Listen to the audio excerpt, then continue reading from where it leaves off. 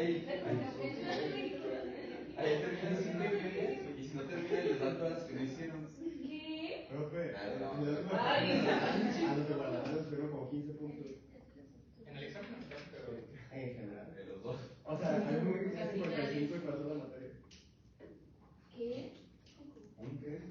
yo creo que no está muy mal en Guadalajara. Un próximo. Ya hubieran reprobado mucho, si no sé. Es que sí se me pasó mucho la práctica. Con el operador y con el examen. ¿Cuál estuvo peor? ¿Sí? El último periodo fue donde. Sí, o sea, era como Es que vuelvo a lo mismo, no tengo forma de saber cómo va a estar el caso generador hasta que ustedes prueban. Lo que quería preguntar era.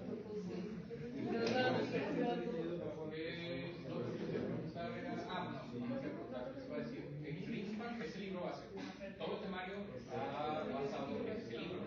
Todos los temas vienen de ahí. Y la verdad es que, en teoría, todas las preguntas del examen se pueden sacar de ahí. Una buena parte de las preguntas del examen son casos clínicos, similar a lo que vimos el semestre pasado en renal. Entonces, no crean que vayan a venir preguntas, o las preguntas no van a venir como, ¿qué produce la hipófisis? Hace tranquilo. Va a venir un paciente de 48 años que lo atropellaron y luego tuvo que viajar a Brasil, porque basándose en todo esto, ¿cuál es la posición del sol a las 3 de la tarde? ¿Y cómo influye la secreción del grupo? Pero no sé por qué.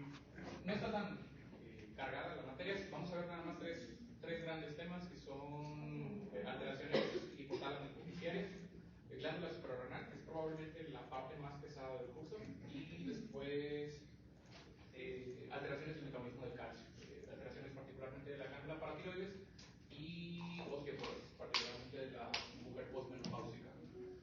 Entonces, hay dos opciones, no sé qué tan familiarizados todavía estén con endocrino. ¿Puedo irme directo a hipopituitarismo o ver nada más así rapidito qué significa sistema endocrino, qué significa hormona, en caso de que no se acuerden?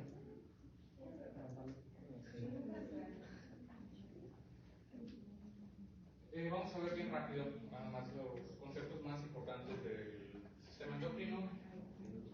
La otra cámara. ¿Es esa? Esta.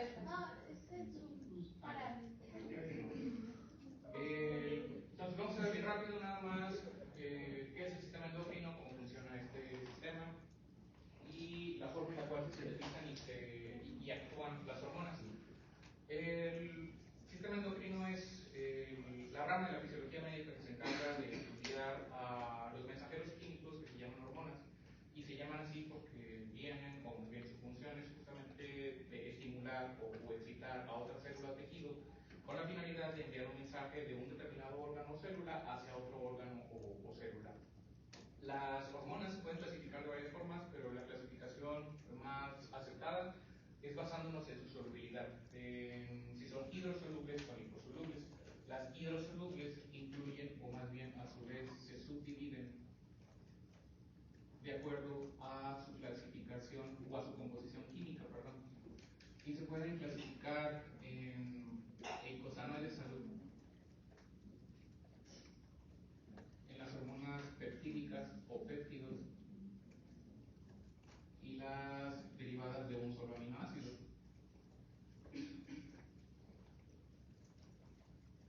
O las monoaminas. Los eicosanoides no los vamos a ver porque aquí se incluyen las prostaglandinas, que no las vamos a ver nosotros, las ven sobre todo en temas o en materias de inmunología, porque forman parte del proceso inflamatorio. Los péptidos, vamos a estar hablando de estos en mayor medida. Los péptidos se pueden clasificar de acuerdo a la cantidad de péptidos, o más bien a la cantidad de aminoácidos que componen la cadena peptídica, en oligopéptidos, polipéptidos y glucoproteínas, que es una cadena peptídica o una proteína unida a un carbohidrato. Y estas son las hormonas más abundantes. Las que son derivadas de aminoácidos incluyen, en el caso de las hidrosolubles, a la noradrenalina, adrenalina y la dopamina, de las cuales vamos a hablar un poco el día de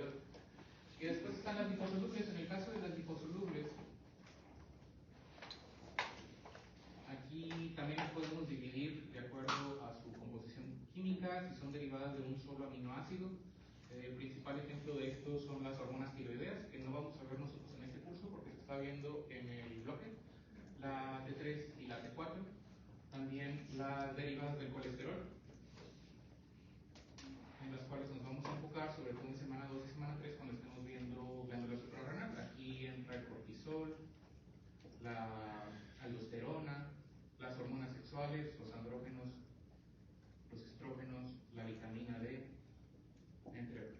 Y finalmente, también aquí se podrían incluir en algunos libros los gases, entre los cuales están principalmente el óxido nítrico, que tampoco le vamos a dedicar nosotros mucho tiempo.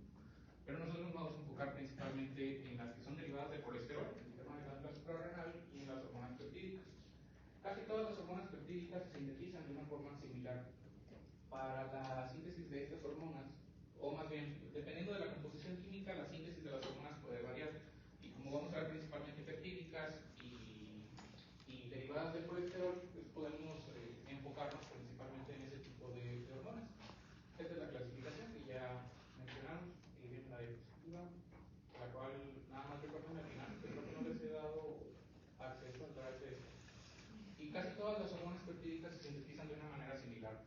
Siempre hay un estímulo externo en la célula que va a llegar o va a ocasionar la activación del gen específico en el material genético que se encuentra en el núcleo de la célula. Se va a producir el ARN mensajero que va a mandar, o más bien se va a dirigir hacia el retículo endoplásmico, y aquí es donde va a empezar el ensamblaje de la proteína. La mayoría de las hormonas se sintetizan como preprohormonas o como precursores. El caso, por ejemplo, de la insulina, que se sintetiza como preproinsulina, y durante su paso por el retículo endoplásmico y posteriormente en el aparato de Golgi, va sufriendo ciertos cortes de la porción pre y de la porción pro de la cadena de preproinsulina, hasta que queda el fragmento o una cadena de aminoácidos más corta, que es la que va a tener actividad biológica. Normalmente esas otras porciones de la cadena no tienen actividad, pero en algunos casos nos sirven para medir de forma más precisa los niveles, o más bien la capacidad de producción de esa hormona en una persona. Tal es el caso de cuando medimos el péptido C, y cuando queremos conocer los niveles, o más bien si una persona produce o no produce insulina, o los niveles de cofeptina, que también los vamos a volver a ver este semestre, porque vamos a volver a ver diabetes insípida. Entonces, una vez que ya se ensambló y se almacenó, o más bien pasa al aparato de Golgi, aquí se almacena en vesículas, y en esas vesículas es donde van a esperar su liberación. Usualmente tienen que esperar una señal externa por parte de un secretagogo. Secretagogo se refiere a cualquier sustancia que puede ser una otra hormona o una molécula, ya sea endógena o exógena. Tal es el caso, por ejemplo, de los medicamentos. Por ejemplo, un ejemplo de un secretagogo medicamentos son los secretagogos utilizados para el tratamiento de la diabetes, la glibenclamida y la glibenclamida, que estimulan la liberación de insulina desde la célula beta del páncreas. Y en general, cualquier sustancia que estimule la liberación de la hormona en el interior de esas vesículas secretoras se denomina secretagogo. Y finalmente, la hormona se libera hacia el exterior. Todas las hormonas en general se liberan directamente hacia la circulación, hacia la sangre. No hay un conducto específico a través del cual se las hormonas se liberan directamente hacia el torrente circulatorio. Estos conceptos ya probablemente si se acuerdan de ellos, el efecto endocrino, parácrino y endocrino e intracrino, que básicamente se refiere a qué tanto tiene que viajar la hormona para poder actuar en su receptor. Se actúa en el mismo receptor, se actúa en un receptor en la misma célula que se encargó de sintetizarlo, el efecto es autocrino. Si actúa en una célula vecina, el efecto es parácrino. Un ejemplo de efecto autocrino es la noradrenalina, que actúa sobre receptores alfa en las mismas células de la médula suprarrenal. Un ejemplo de efecto parácrino es el efecto que tiene la insulina sobre las células alfa para inhibir la secreción de glucagón en el islote beta del páncreas. El efecto endocrino es la mayor parte de las hormonas, por ejemplo las hormonas tiroideas que entran al torrente circulatorio, viajan, que puede ser de forma libre o unida a proteínas, y finalmente salen del torrente circulatorio para actuar en un receptor en una célula a distancia. Y el efecto intracrino ocurre cuando una hormona se sintetiza y ni siquiera abandona la célula, sino que actúa en un receptor, normalmente o usualmente es un receptor nuclear, que es el que va a activar, ni siquiera tuvo que abandonar la célula, actúa directamente en este tipo de receptor. transportan ya sea unidas a proteínas o de forma libre. La ventaja del transporte unido a proteínas es que permite un almacenamiento de la hormona en el interior del cuerpo, o más bien en el torrente circulatorio de la persona, y esto permite también una mejor distribución de la hormona a todos los tejidos, independientemente del sitio en el cual se sintetizó la hormona. Aparte de esto, es muy importante recordar que solamente la fracción libre o la fracción disuelta de la hormona es la que tiene capacidad de activar receptores o es la que tiene actividad biológica. Toda hormona que esté unida a una proteína, mientras esté unida a esa proteína, no puede activar un receptor. Necesita separarse de la proteína para poder actuar en un receptor, independientemente de si es un receptor intracelular o extracelular. El porcentaje de unión de las hormonas a las proteínas varía dependiendo de las hormonas. Hay algunas hormonas que se unen en gran proporción o en un gran porcentaje a las proteínas. Por ejemplo, la hormona tiroidea se une en el 99.5% a proteínas, pero hay otras hormonas que se unen un poquito menos. Por ejemplo, el cortisol solamente se une con un 80-85%. La hormona del crecimiento solamente se une el 50%, y hay otras hormonas que prácticamente no se unen a proteínas, por lo tanto su vida media es muchísimo más corta. Por ejemplo, la noradrenalina y la adrenalina. Estas hormonas son hidrosolubles y como no se unen a proteínas, una vez que se liberan desde la médula suprarrenal, la vida media o el tiempo que duran en el torrente circulatorio es mínimo, y por lo tanto los efectos de estas hormonas son muy rápidos, pero desaparecen muy rápidamente una vez que fueron excretados o que fueron liberados hacia el torrente circulatorio.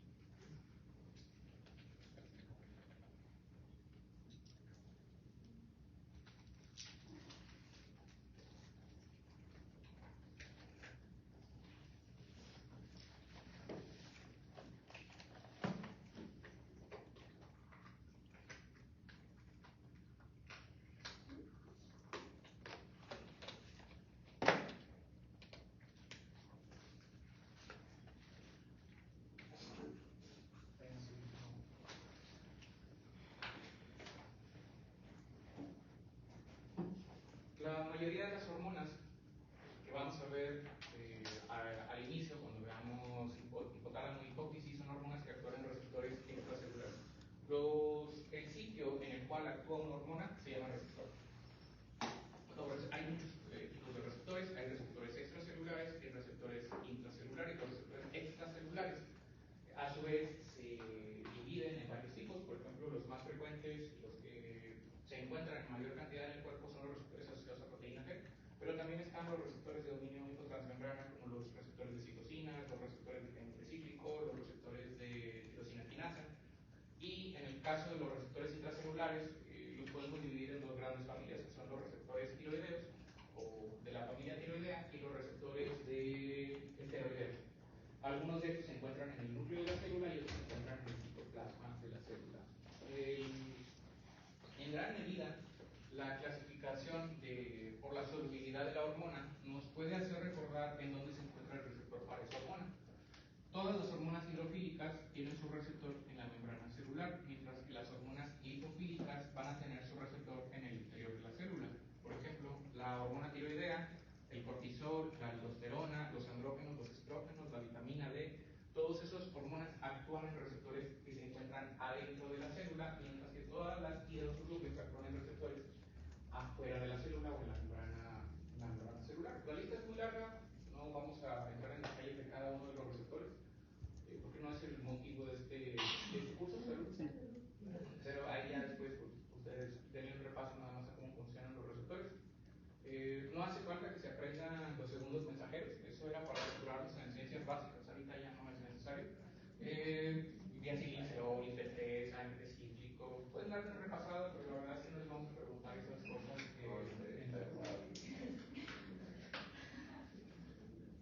Y finalmente, esta parte sí es relevante porque de esto vamos a estar hablando muy frecuentemente para fines de fisiopatología, diagnóstico y en algunos casos de tratamiento, la forma en la cual se regula la liberación de las hormonas.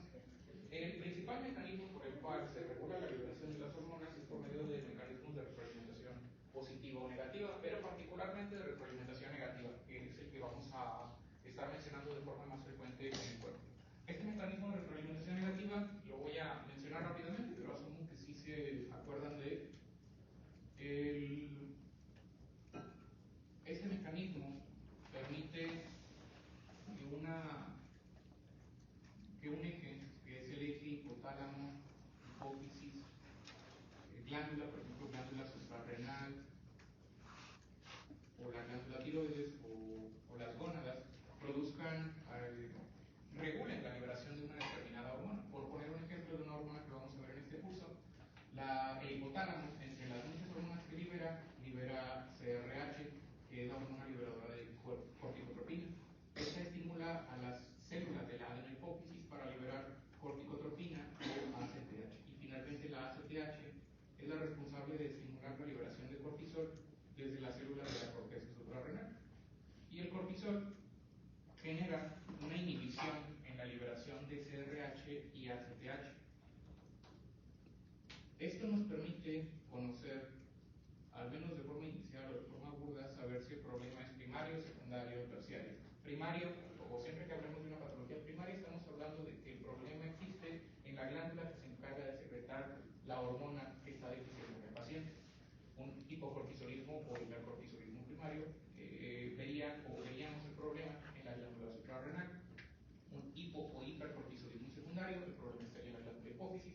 Y finalmente el hipo o hipercortisolismo terciario en el hipotálamo. En muchos casos se engloba los trastornos secundarios con los terciarios en una patología central. Finalmente sería un problema del sistema nervioso central que puede estar afectando al mismo tiempo tanto al hipotálamo como a la hipófisis. Hay algunos tumores, como por ejemplo en el caso de los niños, los craniofaringiomas, que afectan al mismo tiempo, o pueden llegar a afectar al mismo tiempo tanto el hipotálamo y la hipófisis. Entonces, ahí a veces está medio difícil saber cuál de los dos se afectó primero, y ya te encuentras un tumor medio grande.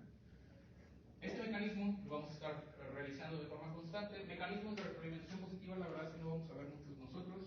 Aquí se incluye el ciclo menstrual de la mujer, cuando ocurre el pico de LH durante el periodo en general durante el periodo menstrual, y también durante la lactancia, en el caso de la prolactina, y también está la oxitocina durante el trabajo del parto. Hay otros ejemplos, en general no son tantos, y no vamos a entrar nosotros en mucho detalle de esto.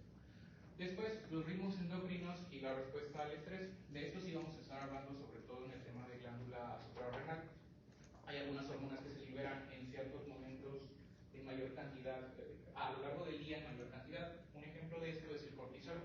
El cortisol se libera el pico máximo de liberación de cortisol normalmente ocurre entre las 5 a 6 de la mañana, que en teoría sería 2 horas antes de despertar, a menos que estemos aquí. Y el punto más bajo de la liberación de cortisol ocurre alrededor de las 10, 11 de la noche aproximadamente. Entonces, estas gráficas nos permiten saber, en algunos casos, cuál es el momento más apropiado para hacer una prueba diagnóstica en una determinada enfermedad. Por poner un ejemplo, si nosotros quisiéramos, o si estamos pensando que una persona tiene síndrome de Cushing, que es una enfermedad en la cual hay hipercortisolismo, ¿cuál sería el momento más apropiado para medir los niveles de cortisol? Si estoy mencionando que los niveles más altos normalmente los encontramos a las 5 am y los niveles más elevados los encontramos entre las 10 y 11 pm, y yo estoy pensando que este paciente tiene niveles altos de cortisol, ¿cuál sería el momento más lógico para medir los niveles de cortisol en esa persona? ¿A las 5 de la mañana o a las 11 de la noche? Y técnicamente aquí es donde están más altos y aquí es donde están más bajos. A las 5. ¿A las 5 o a las? Sí, es como que el más alto y tú tienes más alto todavía. No es lo mismo. Si yo estoy buscando si el paciente tiene un exceso de la hormona, el punto más adecuado adecuado es medirlo cuando en teoría está más bajo. Porque si yo lo mido acá, pues a lo mejor lo que estoy midiendo es el pico de la hormona que se libera de forma natural. Pero si lo mido aquí, estoy midiendo el punto en el cual en teoría a lo largo del día sus niveles deberían de estar más bajos. Entonces, para hipercortisolismo, por ejemplo, para síndrome de Cushing, vamos a ver que las pruebas que vamos a solicitar son pruebas que se realizan en la noche, como la prueba de supresión con 1 miligramo con dexametasona o la prueba de cortisol en saliva. Y al revés, cuando yo estoy buscando hipocortisolismo, cuando estoy buscando niveles de cortisol bajos en el paciente, las pruebas normalmente se hacen en la mañana, porque es el punto en el cual, en teoría, los niveles de cortisol del paciente deberían estar más altos. Entonces, esto lo vamos a volver a ver cuando veamos el tema de glándula suprarrenal, pero es nada más para poner un ejemplo de la importancia de conocer cuál es el punto o más bien de que algunas hormonas tienen esos ciclos de liberación circadiana que cambian a lo largo del día y que son más prominentes los picos de liberación a lo largo de las 24 horas.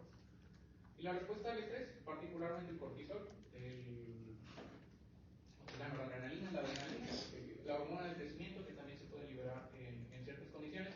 Esto también es importante justamente por otro tema que vamos a ver en glándula suprarrenal, que son algunas pruebas diagnósticas en las cuales sometemos a estrés al paciente para ver si libera o no libera cortisol. Pero lo vamos a ver más adelante. No, es todavía más estrés. Es más estrés de que casi te mueres para ver si realmente...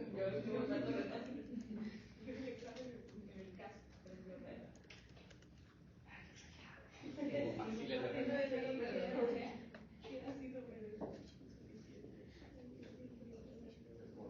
el año pasado creo que también lo fui haciendo más difícil progresivamente.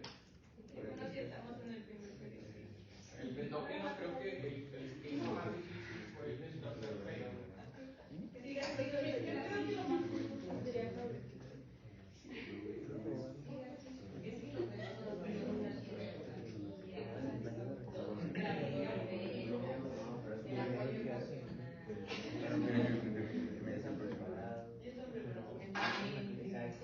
Brevemente vamos a recordar, antes de entrar ya al tema de hipotálamo hipófisis, cuáles son las funciones de estas dos estructuras del sistema nervioso central. El hipotálamo es una estructura del sistema nervioso que se encarga de muchas funciones aparte de la producción hormonal. El hipotálamo produce hormonas como la hormona liberadora de hormona del crecimiento, la somatostatina, dopamina, la CRH, la TRH, entre muchas otras, pero aparte de todas estas funciones hipotalámicas, el hipotálamo también se encarga de el control del apetito o de la ingesta de alimentos, del control de la temperatura, del ciclo circadiano o de las horas que permanecemos despiertos y permanecemos dormidos, entre muchas otras funciones.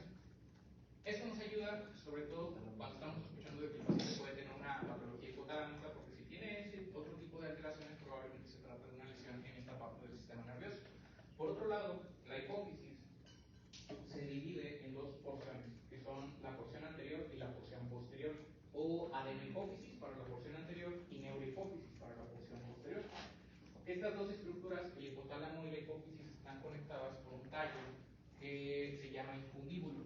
Este infundíbulo está compuesto por fibras de tejido nervioso, particularmente los axones de las neuronas que se encuentran en los núcleos hipotalámicos. Hay varios núcleos hipotalámicos, son núcleos de sustancia gris, esto quiere decir que son conglomerados de cuerpos neuronales o somas que están aglutinados, no aglutinados, sino concentrados en estos núcleos.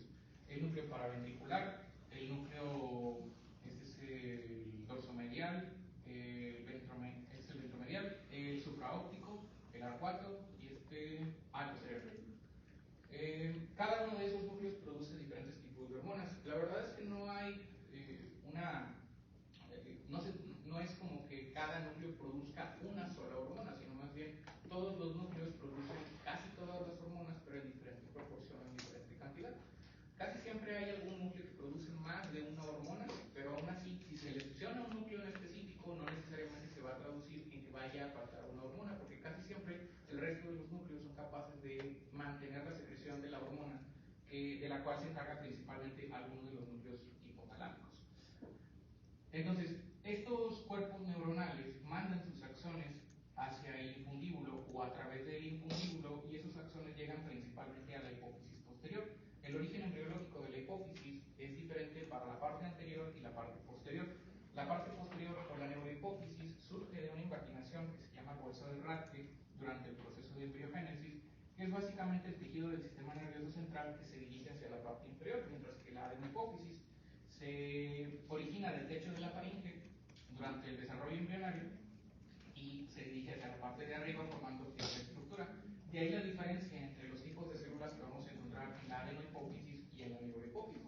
La adenohipófisis abarca la mayor parte del tamaño de la glándula y es la responsable de producir la mayor parte de las hormonas, o más bien produce todas las hormonas. La neurohipófisis en sí no produce hormonas, más bien solamente funciona como un almacén de las hormonas que se sintetizan en el hipotálamo y que posteriormente viajan a través de estos axones o a través del infundíbulo y se almacenan en esta porción de la hipófisis. En el caso de la adenohipófisis hay diferentes tipos de células que se encargan de sintetizar muchos tipos de hormonas. Las principales células que se sintetizan, las principales hormonas que se sintetizan en la adenohipófisis las podemos recordar de acuerdo al tipo de célula que sintetiza esa hormona. Por ejemplo, vamos a encontrar células lactotropas, somatotropas, corticotropas, gonadotropas y tirotropas. Cada uno de estos tipos de células produce una hormona distinta. En el caso de las células lactotropas, estas se encargan de producir prolactina. Las células somatotropas se encargan de producir hormona del crecimiento. Las corticotropas producen ACTH o corticotropina. Las gonadotropas producen LH y FSH. Y finalmente las tirotropas producen TSH o tirotropina. Y cada una de estas células va a ser estimulada o regulada por hormonas que se liberan o se producen en el hipotálamo. Por ejemplo, en el hipotálamo se producen hormonas, dos hormonas que son la GH-RH y la GH-IH, que también se llama somatostatina. Estas dos se encargan de la regulación de la liberación de hormona de crecimiento. La TRH y la dopamina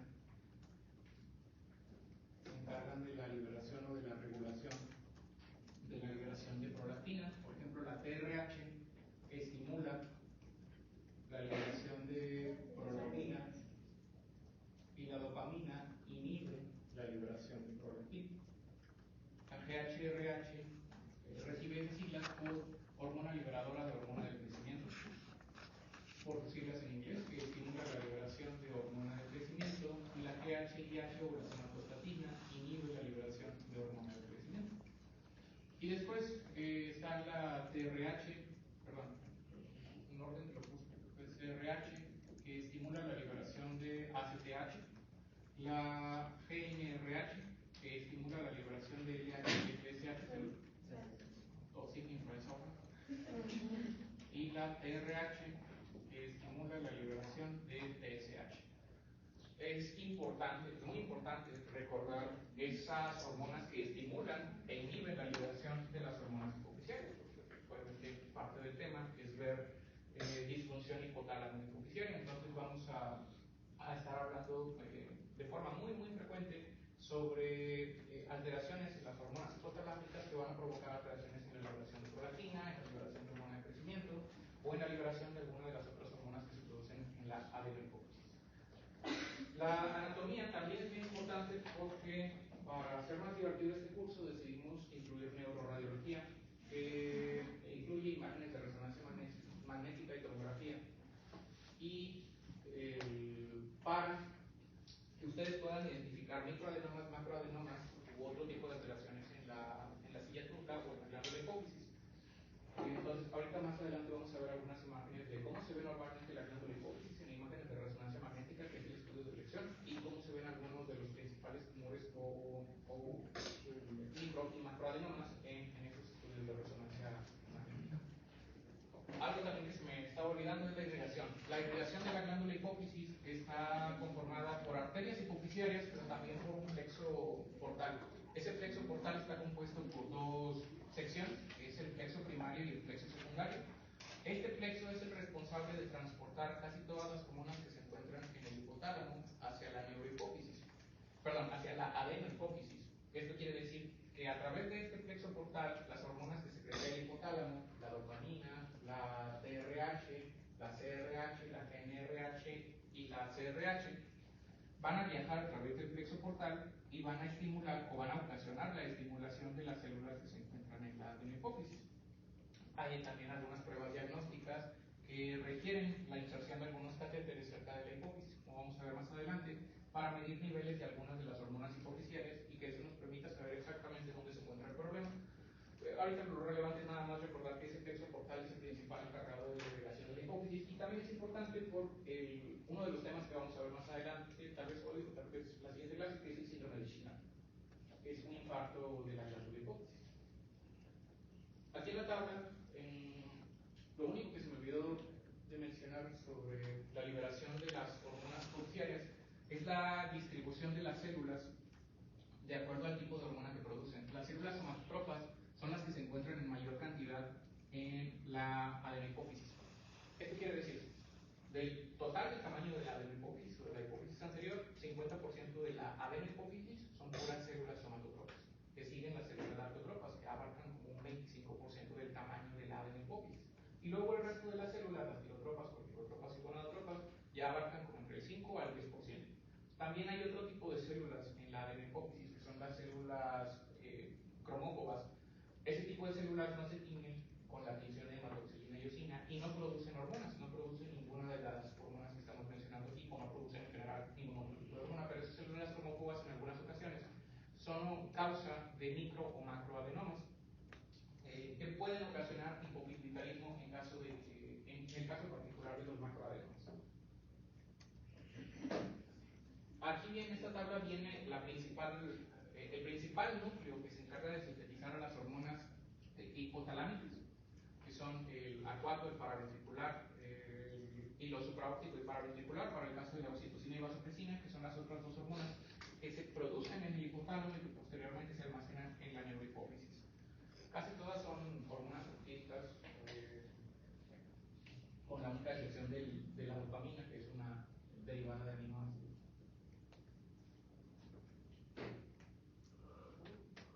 Antes de empezar con la evaluación neuroradiológica, nada más quiero empezar con otro tema para que ya después empecemos a ver esta parte de forma un poquito más directa.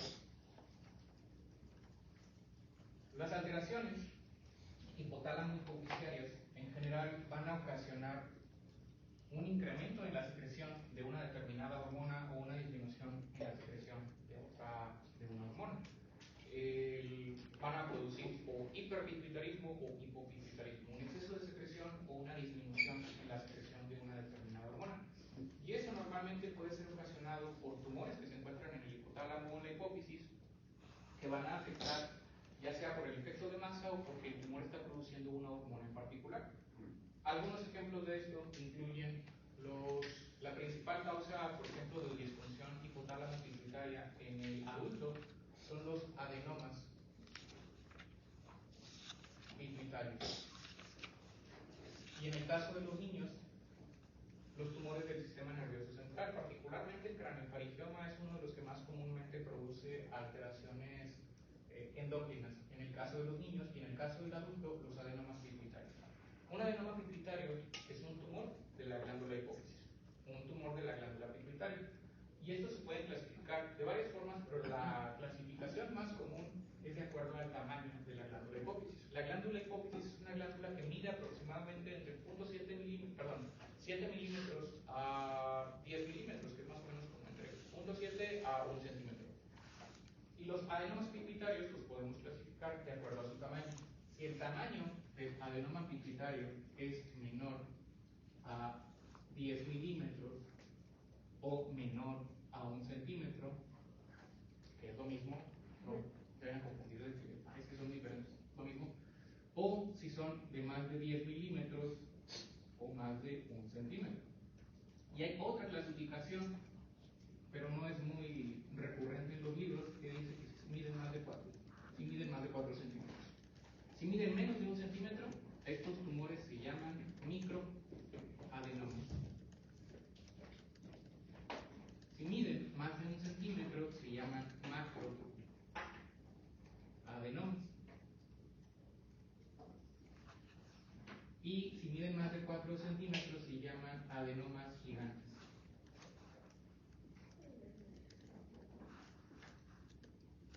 La verdad es que no hay mucha diferencia o no hay mucha relevancia entre separar macroadenomas de adenomas gigantes. La mayor parte de los autores nada más los divide en micro y macroadenomas porque es la clasificación más relevante, la más importante. Ahora, ¿cómo es que estos tumores van a producir alteraciones en la secreción de hormonas? Pueden producir alteraciones hormonales de varias formas y vamos a abordar eso primero.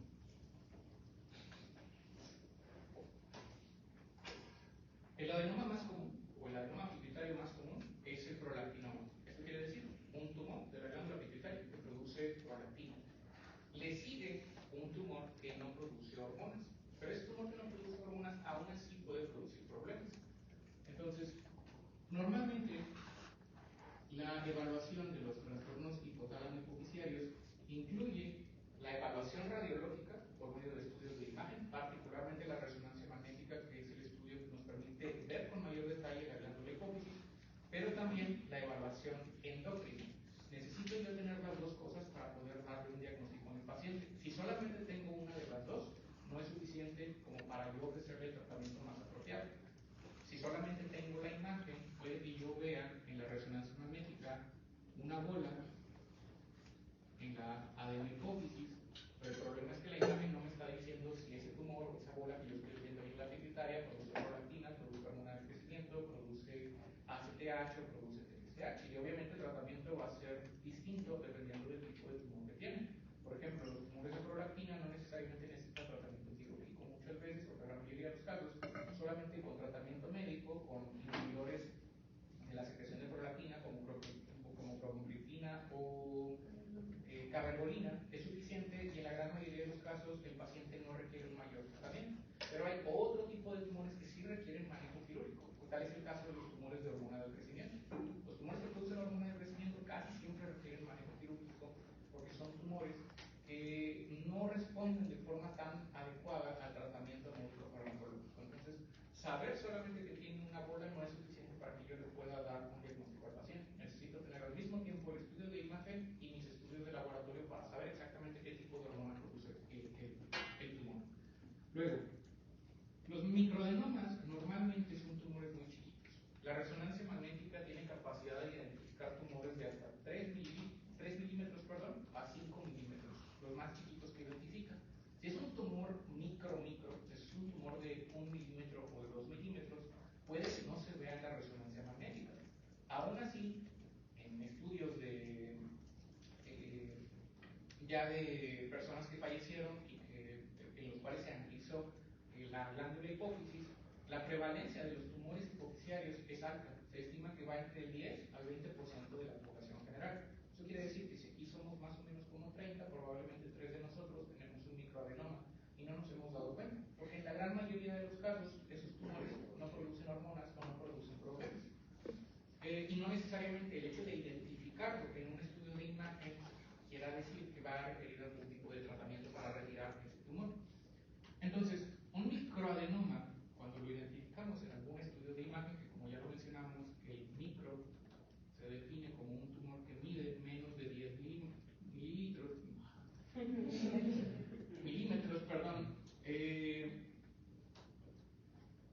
solamente va a producir hiperpituitarismo o hipersecreción hormonal. ¿Qué quiere decir?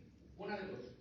O ese tumor produce mucho de alguna de las hormonas que normalmente produce la hipófisis, o no produce nada. Esas son mis dos opciones con los microadenomas. O producen, por ejemplo, prolactina, que es la hormona que producen más frecuentemente los adenomas pituitarios, o no produce hormonas, o puede producir hormona del crecimiento, puede producir TSH, puede producir ACTH, puede producir LH o TSH. Pero en resumen, o produce o no produce. Esas son mis únicas opciones.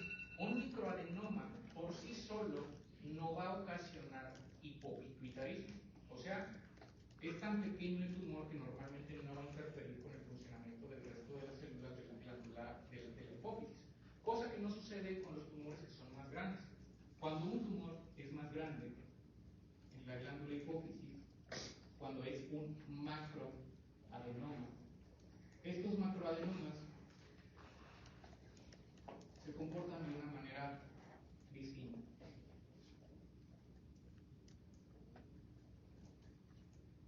Primero, la definición de macroadenoma es que este mida más de 10 milímetros o más de 1 centímetro. El macroadenoma puede producir un exceso de alguna hormona, o sea, puede producir exceso de prolactina, de TH, TSH, ACTH o FSH, o puede que no produzca ninguna hormona, puede que nada más tengas una bola en la glándula hipófisis que puede o no estar generando un efecto de masa. En el caso de la glándula hipófisis, ¿se acuerdan de cuáles son las estructuras que están alrededor de la hipófisis y que pueden ser comprimidas por un tumor? El quiasma óptico, que nos va a producir o les va a producir a los pacientes un tipo de lesión característico, que es la hemianopsia. La hemianopsia bitemporal. La hemianopsia bitemporal es lo que comúnmente llamamos visión en túnel, porque se pierden los dos campos de visión temporales y el paciente se queda solamente con los campos de visión nasales. Entonces, pierdes toda la visión periférica, tanto del lado derecho como del lado izquierdo, y solamente ves lo que está directamente enfrente de ti, como si tuvieras un bozal y fueras un caballo. Debes ver lo que está enfrente de ti. Pero aparte del quiasma óptico que está en la parte superior de la glándula hipófisis, también hay que considerar las estructuras que se encuentran a los lados de la glándula hipófisis. ¿Se acuerdan qué estructuras están a los lados de la hipófisis? Los pares craneales. ¿Cuáles? 3, 4 y 6. 3, 4 y 6. Esos pares craneales están insertados, o más bien están pasando por el seno cavernoso. El seno cavernoso, que puede llegar a incluso a trombosarse o puede ocasionarse la conversión de estas estructuras, si es que el tumor es demasiado grande. Aquí está la glándula hipófisis, estamos viendo un corte coronal. Acá en la parte superior vemos el quiasma óptico, y esto que se ve aquí de color azul es el seno cavernoso. Aquí están los pares tercero, cuarto y sexto. Entonces, aunque no es común, es muy frecuente, si el tumor es demasiado grande, puede llegar incluso a comprimir alguno de esos pares, y normalmente no los comprime los dos al mismo tiempo, porque no es como que el tumor vaya a crecer de forma simétrica hacia los dos lados, casi siempre crece más hacia el lado derecho o hacia el lado izquierdo. Y en muchas ocasiones puede ocasionarle diplopia al paciente, visión doble, porque solamente está comprimiendo uno de los dos pares craneales, uno de los dos lados, perdón, de algún par craneal, sin comprimir necesariamente el otro lado. Entonces eso muchas veces produce debilidad de alguno de los músculos oculomotores, que son los que inerva el 3, el 4 y el 6, y normalmente hace que el paciente desarrolle visión doble. El macroadenoma, entonces, aparte de este efecto de masa, también puede producir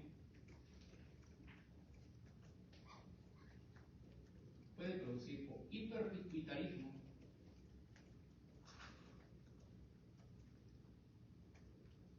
o hipopituitarismo.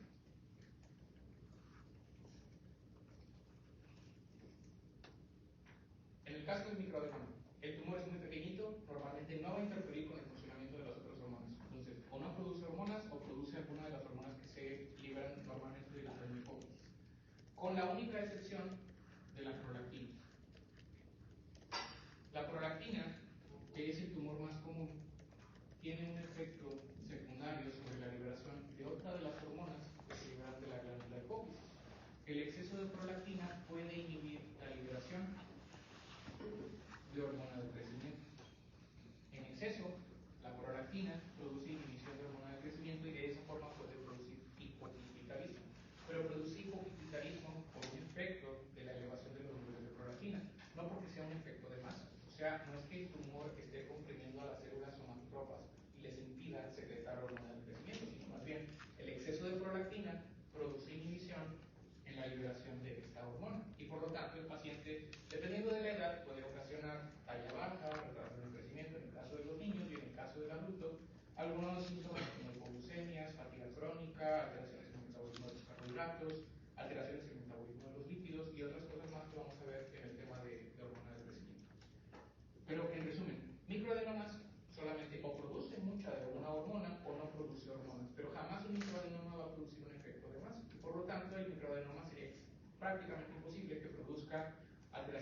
locales, puede llegar a producir cefalea, pero también es muy raro, pero en general no va a producir compresión de las estructuras que están adyacentes a la glándula hipófisis. Y en el caso del macroadenoma, pueden producir hormonas, de nuevo el más común es el prolactinoma, el tumor productor de prolactina, puede que no produzca hormonas, puede que sea nada más un tumor que está creciendo y que pueda generar cierto efecto de masa, y eventualmente si ese tumor es lo suficientemente grande, puede llegar a producir hipopituitarismo. Un ejemplo, imagínense que yo me hice un estudio de resonancia magnética por alguna otra razón, a lo mejor estaba jugando algún deporte y me dieron un golpe en la cabeza, me llevaron al hospital y me hicieron un estudio de imagen, me hicieron una tomografía. En la tomografía el radiólogo reportó que yo tenía una bola de 3 centímetros en la glándula hipófisis. Me hacen estudios de laboratorio para evaluar cómo están mis niveles de TSH, de ACTH o de cortisol, cómo están mis niveles de andrógenos, de estrógenos, cómo están mis niveles de hormona de crecimiento, y reportan que todo está normal en ese momento. Ese macroadenoma, los macroadenomas tienden a ser tumores de crecimiento un poco más rápido. Con el paso del tiempo, ese macroadenoma puede seguir aumentando su tamaño y eventualmente ocasionar un trastorno endocrino. Quiere decir que eventualmente puede que el macroadenoma empiece a producir una alteración en la producción de alguna de las otras hormonas. Por ejemplo, el más frecuentemente sigue un orden, es el hipopituitarismo, que es GH, LH, BSH, ACTH, TSH y finalmente prolactina. Y casi siempre sigue este orden el efecto de masa generado por un tumor pituitario. ¿Qué quiere decir? Que conforme el tumor va creciendo, casi siempre la primera hormona que se va a ver afectada va a ser la hormona de crecimiento. En segundo lugar, la LH y el TSH. En tercer lugar, la ACTH, después la TSH y finalmente la que se afecta al final o no se afecta es la prolactina. Entonces, a lo mejor en ese momento encontraron ese tumor de 3 centímetros, no está produciendo ningún problema, pero conforme van pasando los meses, conforme van pasando los años, eventualmente empieza a desarrollar síntomas de deficiencia de hormona de crecimiento.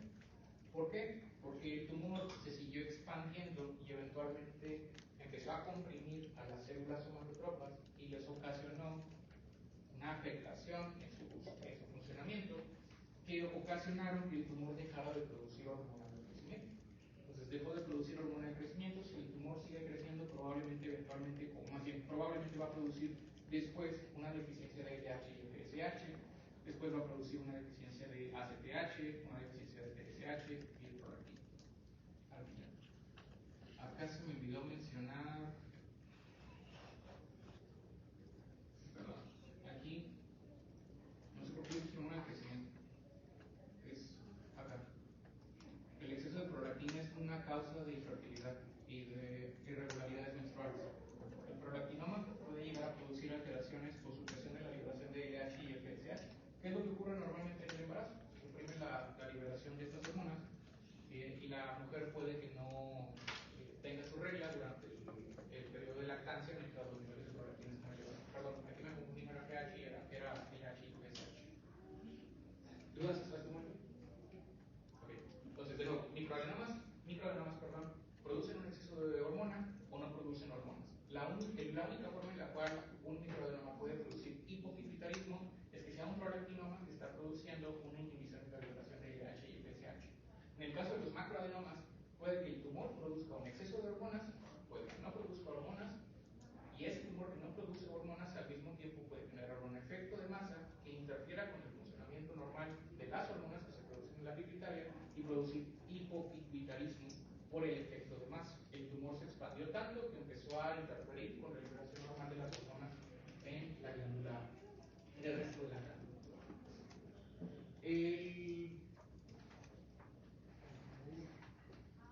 De nuevo, el estudio de elección para este tipo de padecimientos es la resonancia magnética, que permite ver lesiones muy chiquitas de hasta 3 a 5 milímetros.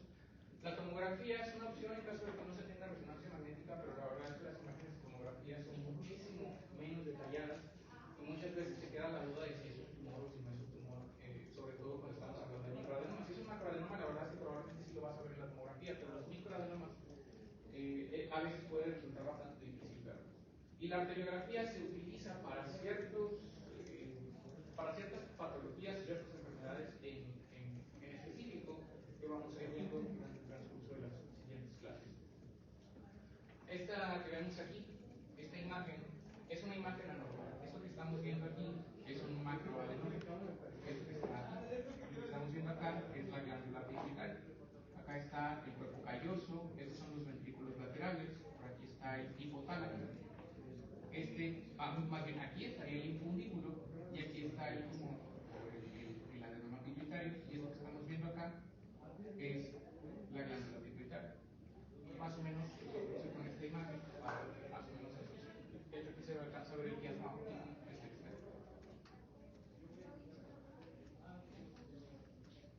En algunos estudios de radiografía incluso se puede ver la silla turca.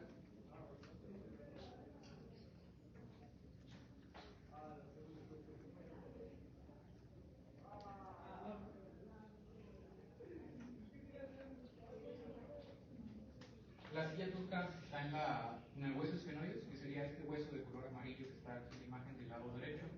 Esa es la silla turca, y acá en la imagen, esta flechita está señalando justamente esta silla turca, que es esto. A veces en el estudio de radiografía se puede ver el hueso. Obviamente la radiografía siempre del cráneo no te va a ayudar para saber si es un micro o un macroadenoma, pero en algunos casos las radiografías nos sirven porque le hiciste la radiografía por alguna otra razón y te encontraste que la silla turca estaba destruida. O sea, a veces si el tumor crece hacia la parte anterior o para la parte posterior, va a destruir o va a alterar la anatomía de la silla turca. Y esa destrucción de la silla turca, porque se quiere que hay una bola ahí o que hay algo ahí que probablemente está generando un efecto de masa que alteró la morfología normal del hueso esfenoide.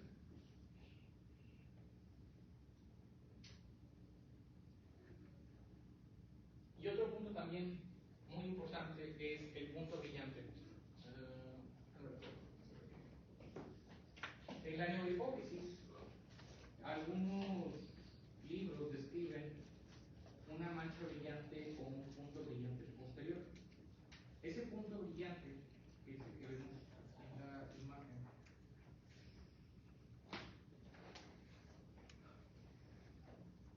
sería esta bolita o esta manchita de color blanco que se ve aquí. Esa mancha es normal y usualmente eso quiere decir que la neurohipófisis produce de forma normal vasopresina y oxitocina. La ausencia del punto brillante es un signo de que probablemente la neurohipófisis no está produciendo vasopresina. Entonces, por ejemplo, si un paciente que está orinando mucho, que viene porque está orinando 10, 15 litros al día, le hacen un estudio de resonancia magnética y ven que no está este punto brillante en la parte posterior de la hipófisis, probablemente ¿qué enfermedad tiene? Diabetes insípida, porque no está produciendo vasopresina. Ahora, esto no es algo patognomónico, no es algo que se vaya a encontrar en todos los pacientes con diabetes insípida, pero es un apoyo. Si no encuentras el punto brillante, es probable que el paciente no produzca vasopresina, pero no ocurre en el 100% de los casos. Quiere decir que puede haber pacientes que tienen diabetes insípida y que aún así siguen teniendo el punto brillante o la mancha brillante posterior. Doctor, ¿los macroadenomas, aparte de efecto de masa, también pueden ser productores? Sí, pueden ser productores, pueden producir hiperpituitarismo o pueden producir prolactina, hormonas de crecimiento, TSH, ACTH, VLH y FSH. Pero aparte, pueden producir por el efecto de masa hipopituitarismo.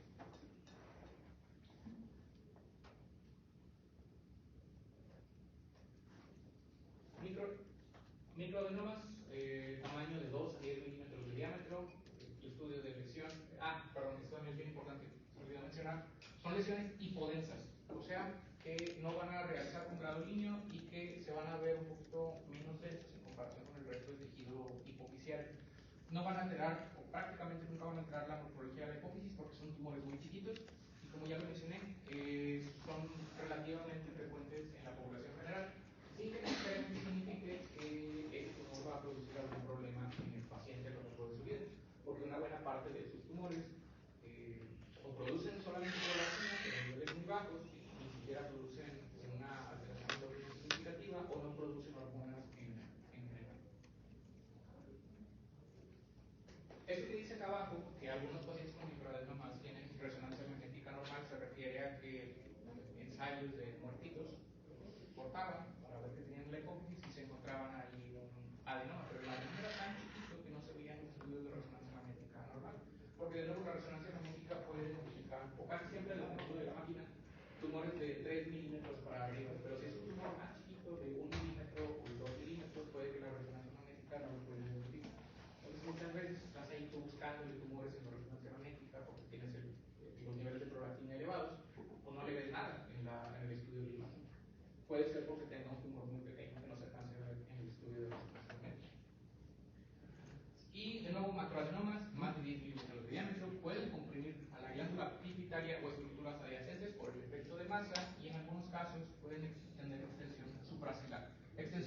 parcelar se refiere a que el tumor se está expandiendo por arriba de la silla turca, casi siempre comprimiendo el quiasma óptico y en algunos casos incluso comprimiendo estructuras más arriba del quiasma óptico.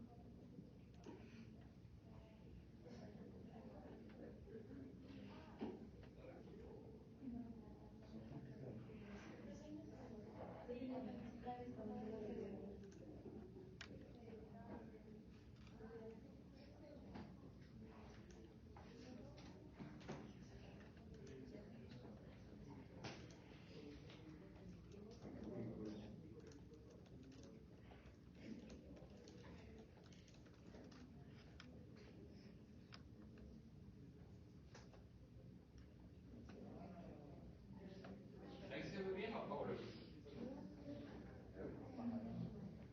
¿Apago?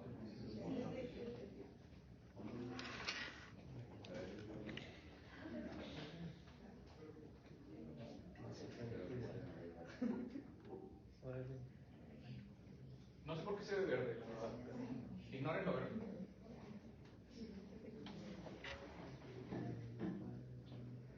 Ahí también, pero creo que es de la punto de todavía.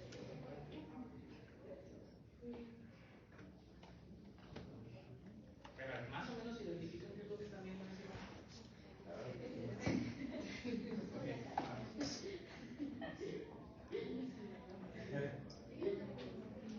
Lóbulo frontal. Cuerpo calloso. Ventrículos laterales. ¿Es cercano?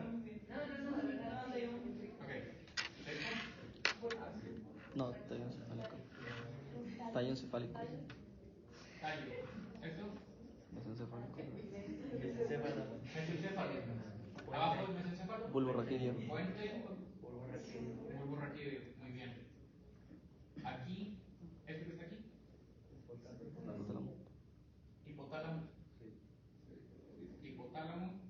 Mandíbulo. Hipófisis. Lo que está aquí alrededor es la silla turca. ¿Hasta ahí bien? Este es un corte sagital, corte coronal.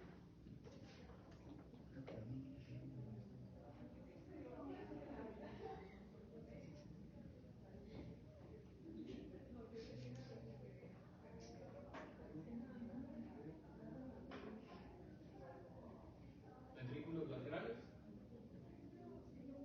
Lóbulo temporal. La silla turca. Es la hipófisis. De hecho, esta estructura que se ve aquí es el quiasma. Este es el quiasma óptico. ¿No los he perdido hasta ahorita?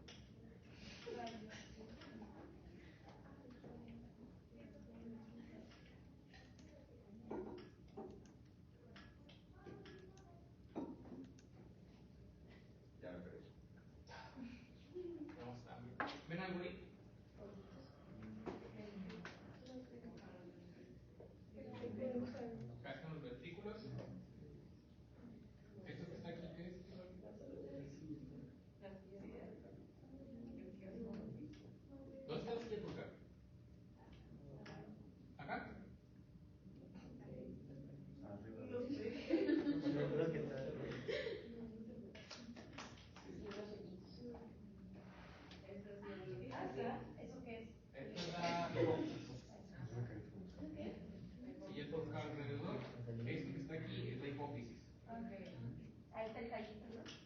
¿O no está yo eso? ¿Le ven algo raro a esa hipófisis? Bolitas, los hoyitos no son bolitas. Creo que se ve, no sé si se ve mejor allá. No, es igual, No tiene como ¿En dónde?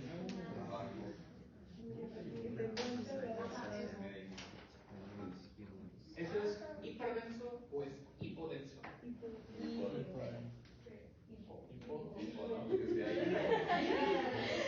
Primero vamos a definir qué es hiper y qué es hipo. ¿Qué es hiper o cómo interpretan algo hiperdenso? Muy blanco, muy bien, ok. Esto que está acá es hiperdenso. Hipodenso, menos blanco, más oscuro. Ok, entonces, tienen que comparar el tejido hipofisiario normal con lo que están viendo de forma normal. Están viendo que se ve medio raro. Entonces, si este es el tejido pituitario normal y esto es hipodenso. Muy bien. No tenemos regla aquí. Desafortunadamente esta aplicación no nos permite medir el tamaño. Pero les dije que la glándula pituitaria más o menos ¿cuánto medía?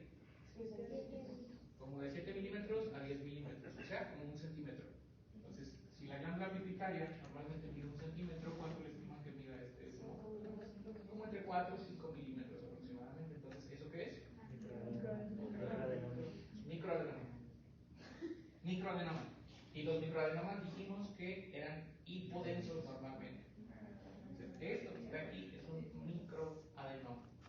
Macroadenomas, la verdad es que no van a tener problemas para identificarlos. Van a ver que se pierde completamente la anatomía de la silla de la glándula pituitaria. Ahorita les muestro algunas imágenes de macroadenomas. El problema son los microadenomas. Porque se acuerdan que sí en renal les ponía de repente un glomérulo normal y ahí estaban 20 minutos viendo a ver si tenían. Y de repente les pueden poner una resonancia magnética normal y ahí están viendo 20 minutos a ver si les muestran el microadenoma. ¿Les pueden poner o nos va a poner? Cuando digo les pueden, hablo de Raúl del futuro.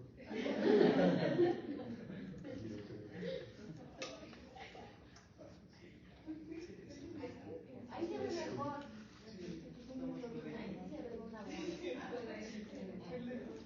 Este es con gadolinio. El tumor normalmente no realza con gadolinio. Realce con gadolinio quiere decir que cuando tú le pones el medio de contraste, normalmente el tumor se hace hiperdenso. Eso sería que sí realce con gadolinio. Lo que querría decir que el tumor está probablemente muy vascularizado y que cuando tú le pusiste el medio de contraste, por esa alta vascularización, el tumor se pintó con el medio de contraste. Pero si el tumor no está vascularizado, tú le pones el medio de contraste y pues no le va a pasar nada al tumor. La mayoría de los tumores, microadenomas, no realzan con gadolinio. Entonces, te pueden poner a lo mejor dos imágenes, te pueden poner una antes del medio de contraste y otra después del medio de contraste. Y se va a ver exactamente igual, nada más que el resto de la pituitaria a lo mejor sí se ve más blanco, porque la glándula pituitaria está muy vascularizada. Doctor, ¿los ojitos que hay alrededor son los nervios? ¿Es un nervio picante? ¿Qué hay alrededor de la pituitaria?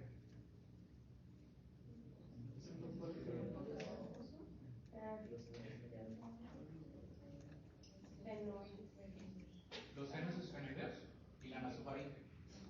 Estamos hablando aquí de la nariz. ¿Qué es? Aire. Todo eso se ve de color negro porque es puro aire.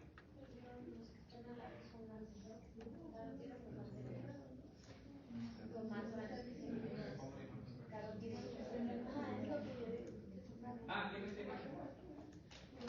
En la imagen sí son las arterias carótidas internas. Estas que están acá. Esta es la arteria carótida interna, seno cavernoso. Esto también es todavía arteria carótida interna. Y acá están los senos esfenoidales y la nasofaringe. ¿Qué es lo que veíamos de color negro en la imagen de resonancia magnética?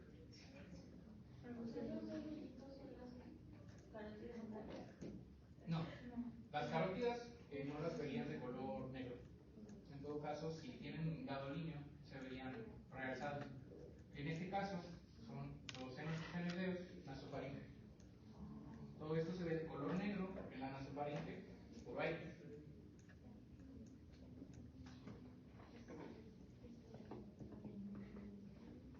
Doctor, ¿el gadolinio se usa solo en contraste de resonancia o siempre se usa? Tomografía, iodado. Resonancia magnética es gadolínio, siempre.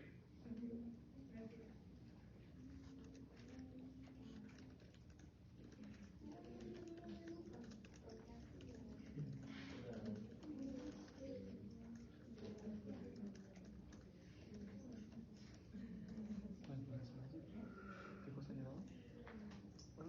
En la resonancia, el gadolinio. No, gadolinio es una vaina. ¿Ven algo raro? Resonancia, ¿qué es?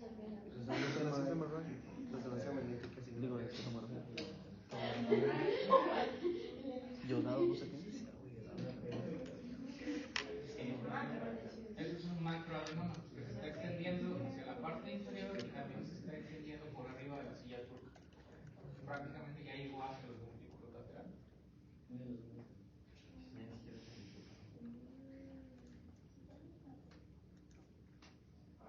Es el corte coronario. Doctor, eso tiene consecuencias también en el hipotálamo, ¿verdad? Sí, estos pacientes pueden llegar a tener desregulación de la temperatura, alteraciones del ciclo sueño-vigilia, pueden tener hiperfagia o hiperfagia casi siempre, y obviamente las alteraciones endógenas que se presentan. No necesariamente las va a tener, porque a veces, aunque el hipotálamo esté comprimido, sigue funcionando y no tiene nada de eso, pero la puede llegar a presentar. Tomar aquí todo esto, hasta acá está el tumor.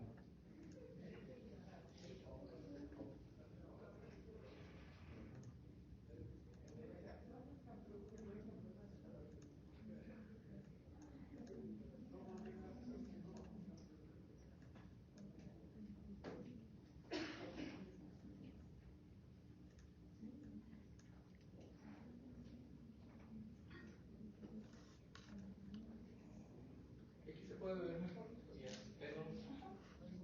Aquí sí se alcanza de hecho a delimitar bastante bien todo el tumor.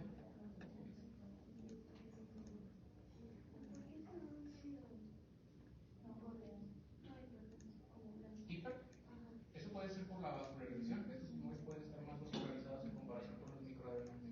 Estos puede que sí realce con el medio de contraste. Puede.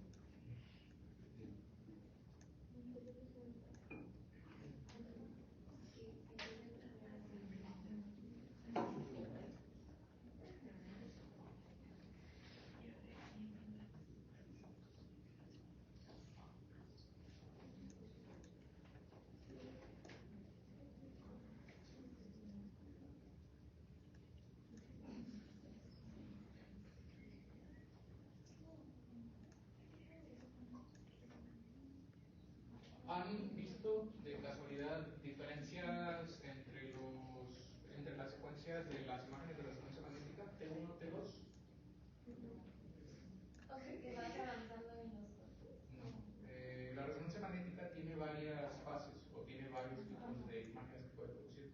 Puede producir imágenes que dicen en T1 y en T2. Y hay más, hay FLAIR, hay DWI, etc. Pero aquí nada más algo que les quería mencionar sobre esto. Dependiendo de la imagen, el líquido y las estructuras pueden iluminarse o pueden filtrarse de una manera distinta. Por poner un ejemplo, en esta imagen vamos a comparar, o más bien, ahí en esa imagen, ¿dónde están los ventrículos laterales?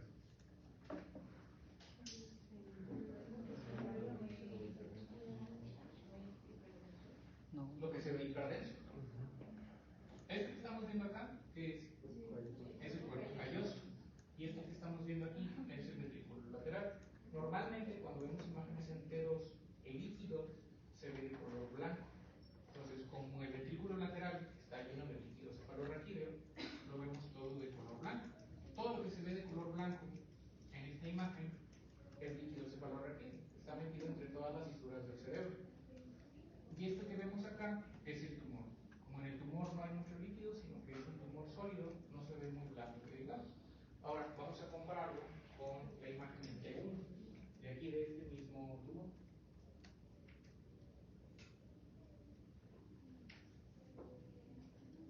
¿Cómo se ve el líquido en este caso?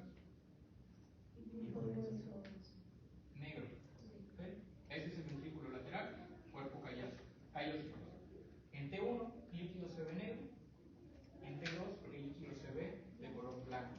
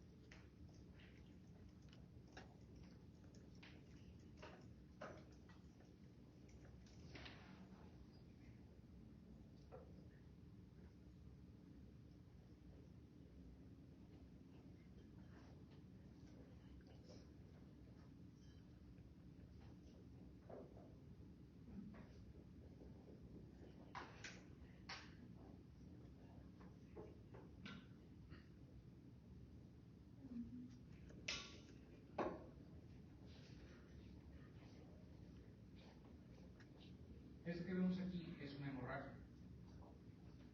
Aquí está, más bien aquí estaría la glándula hipófisis. Y esto que vemos acá es tejido pituitario o tejido hipofisiario normal. Esto que se ve aquí es sangrado. La sangre normalmente se tiende a ver muchísimo más densa en comparación con el tejido normal, o hiperdensa más bien. Esto que estamos viendo aquí es sangre que probablemente se originó de una hemorragia de la glándula pituitaria. Y son diferentes cortes. Este es el corte coronal. Por acá se ve el corte.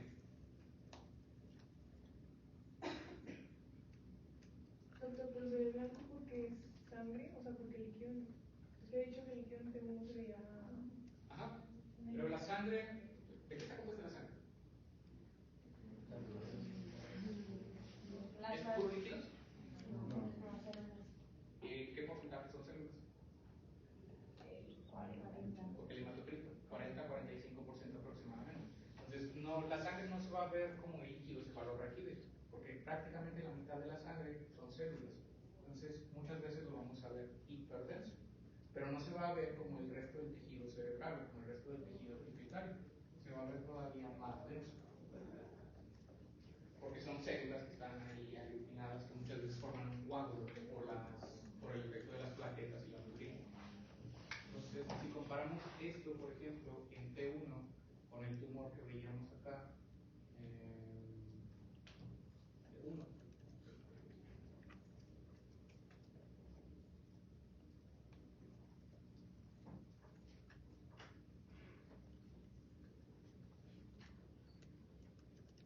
es que se tiene medio de contraste, ese no vale.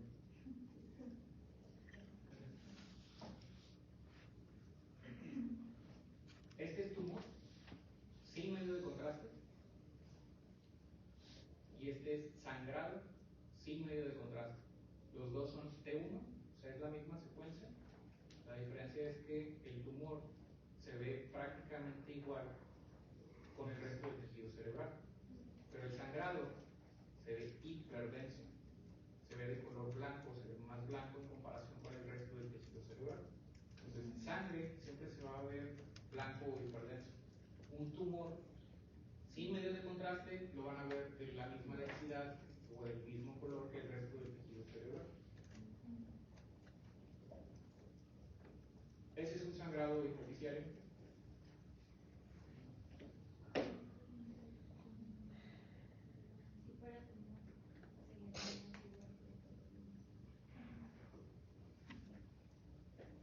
¿Eso qué es?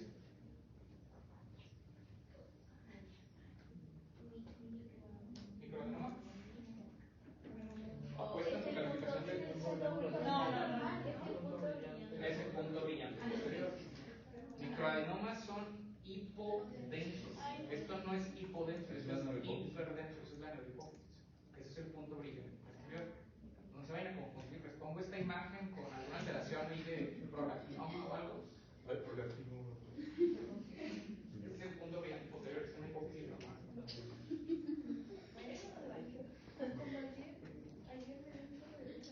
Infundíbulo, hipotálamo, hipófisis, neurohipófisis, adenohipófisis.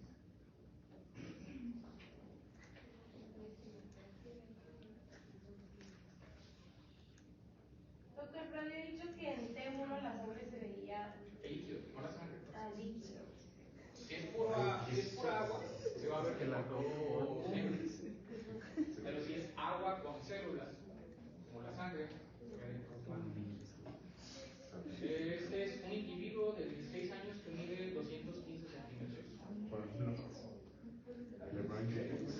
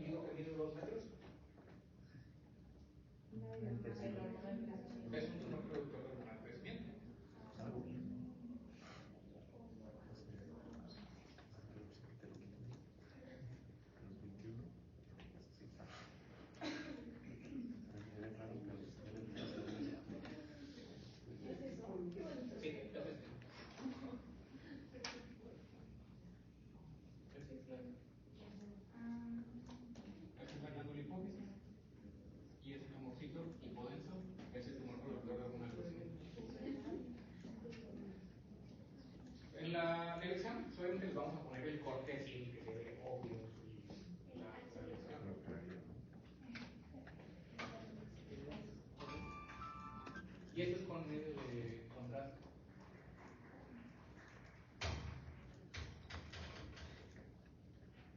No mentiras, no es con medio de contraste, es entre dos.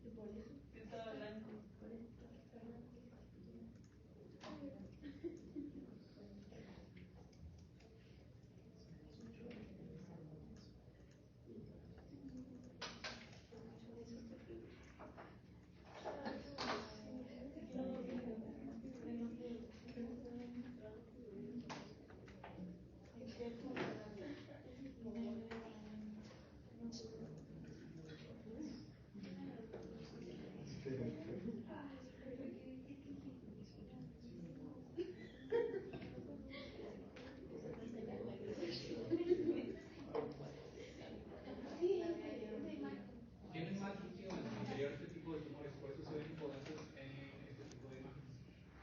En este tipo de imágenes se ven hipodensos, que es más parecido a la densidad del agua. Entre más parecido a la densidad del agua, más negro. Entonces, por eso los microadenomas en T1 se ven hipodensos y en T2 se van a ver hiperdensos.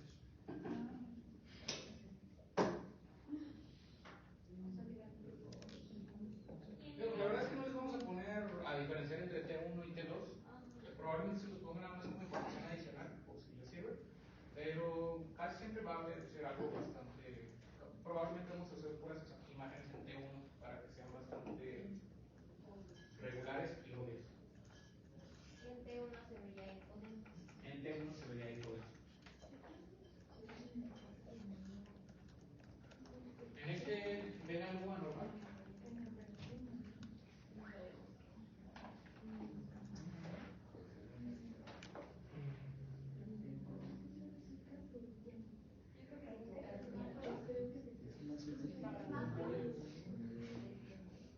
¿Macro?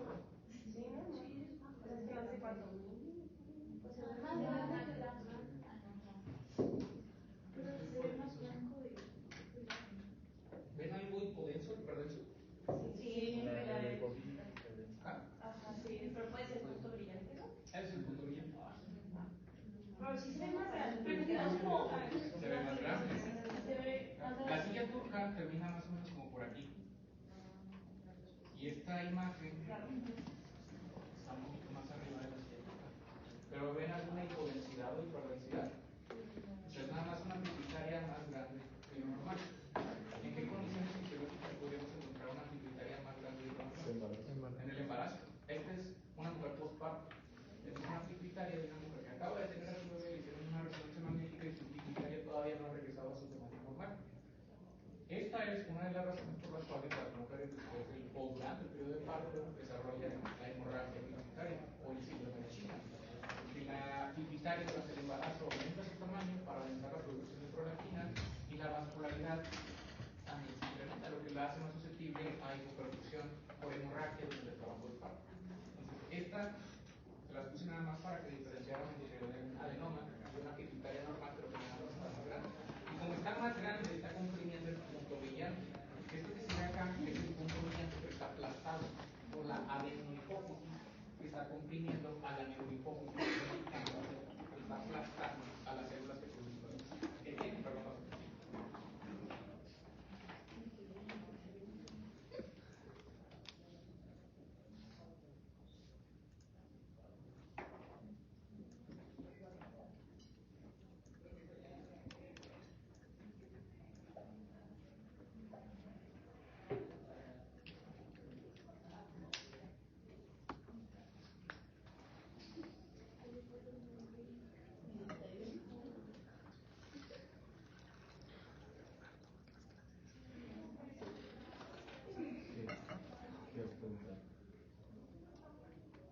mujer 30 años, amenorrea, galactorrea y disminución de la libido.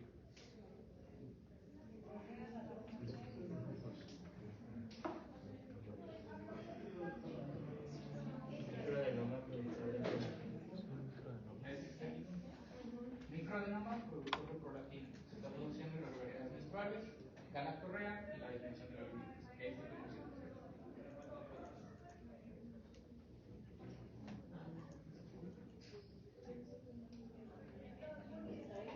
Eso blanco de abajo era No, es el hueso esfenoide, es una silla dulce. Ah, Es donde se posa la glándula hipófisis. ah, Porque ahí lo que estamos viendo es el corte, pero a nivel de la adenohipófisis, ahí no estaríamos viendo el miembro de hipófisis. ah,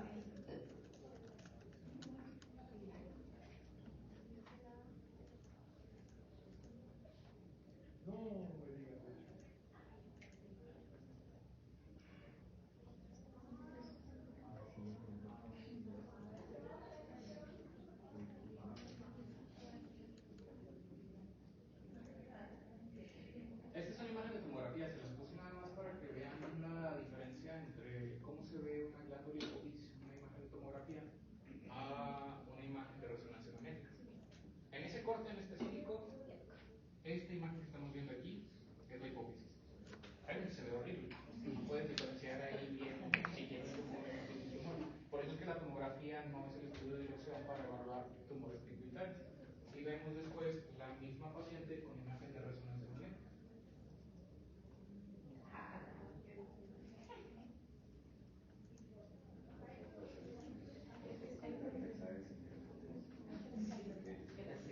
Tallo encefálico, esto que estamos viendo aquí, es la hipófisis.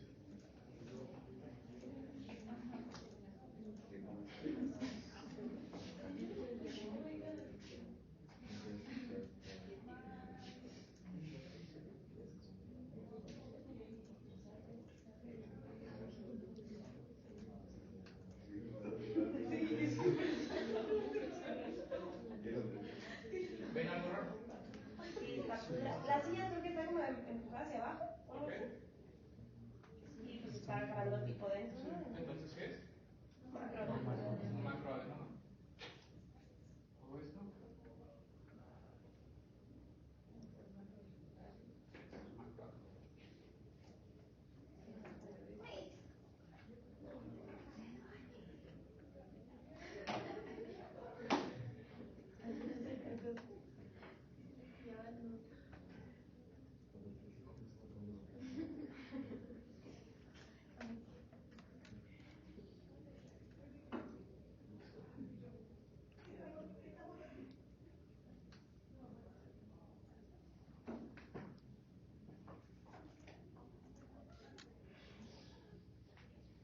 Punto brillante. Ok, ese es el punto brillante. Muy bien, ya lo identifican. ¿Ven algo raro?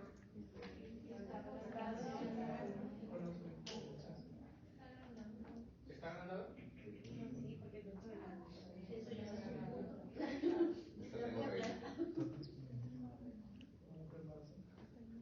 Dirían que es una pituitaria normal. Sí, no, no, no. Va. Es una paciente de 60 años. Le hicieron esto por una anormalidad identificada en la silla turca, en una resonancia magnética de cuello por un cáncer de tiroides. Mujer de 60 años.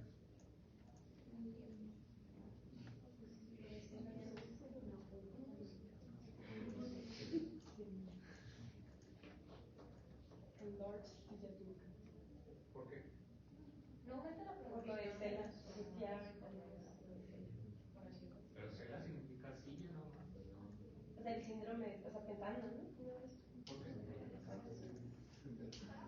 Porque aumenta el líquido cerebral. El síndrome de silla turca vacía es cuando en la silla turca, en donde normalmente debería estar la hipófisis, empieza a entrar líquido cefalorraquídeo. Y ese líquido cefalorraquídeo eventualmente empieza a empujar a la glándula hipófisis. Entonces la hipófisis con el paso del tiempo se va haciendo más pequeña se va comprimiendo por el efecto del líquido cefalorraquídeo. Hasta que puede llegar a un punto en el cual la hipófisis está completamente comprimida en la parte de atrás y la silla turca está completamente ocupada por líquido cefalorraquídeo. Se llama síndrome de silla turca vacía, porque parecería que es puro líquido cefalorraquídeo y que ya no está la glándula hipófisis. Pero sabemos que sí está la glándula hipófisis por el punto brillante. Y todo esto que se ve aquí es líquido cefalorraquídeo. Ahora, ¿cómo puedo saber yo que esto es líquido cefalorraquídeo y que no es líquido tiroideo? Siempre comparen la densidad con otras estructuras de las cuales sí saben qué tipo de material es. Por ejemplo, comparen esto con esto. Es la misma densidad. Líquido cefalorraquídeo con líquido cefalorraquídeo. Ahora, vamos a compararlo con las otras imágenes deficitarias que ya vimos. Como esta. Esta dijimos que era una imagen normal con el punto brillante. Comparen la densidad de la pituitaria con el líquido cefalorraquídeo. Entonces, se ven, hay una diferencia muy grande entre esta densidad y esta densidad. Esto se ve negro y esto se ve un poco más gris o blanco. Pero siempre comparen densidad de la pituitaria con el líquido cefalorraquídeo para asegurarse de que lo que están viendo aquí no es una silla turca vacía. Y sobre todo, si ven que el punto brillante está todo aplastado, pregúntense por qué está todo aplastado. Cuando